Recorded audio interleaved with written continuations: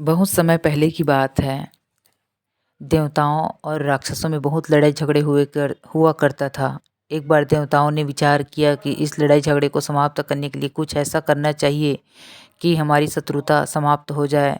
इस पर देवताओं के राजा ने कहा कि हम असुरों को, राक्षसों को खाने का निमंत्रण अपने स्वर्गलोक पर बुलाते हैं, खाने का निमंत्रण भोज देते हैं।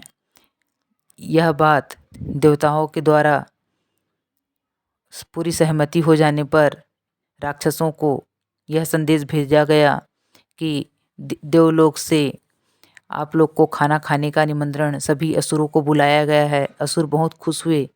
जैसे ही असुर देवलोक में पहुँचे, देवताओं ने एक शर्त रखी कि खाना खाते समय हाथ सीधा रहना चाहिए, मुड़ना नहीं चाहिए, टेढ़ा नहीं होना चाहिए। सबसे पहले अवसर राक्षसों को दिया गया। राक्षस लोग एक लाइन बनाकर बैठ गए खाना खाने के लिए।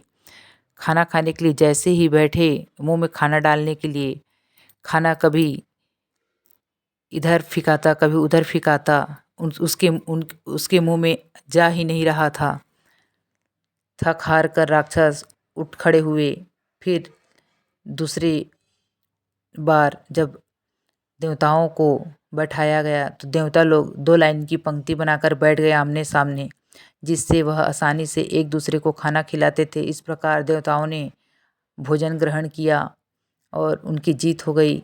कहने का भाव यह है कि जो समर्पण की भाव रखता है, एक दूसरे के प्रति झुकता है, वही आगे बढ़ता है। यह देवताओं की प्रवृत्ति थी और असुरी शक्ति का प्रमाण यह है कि अकड़ और घमंड की वजह से सिर्फ वो अपना स्वार्थ देखते हैं।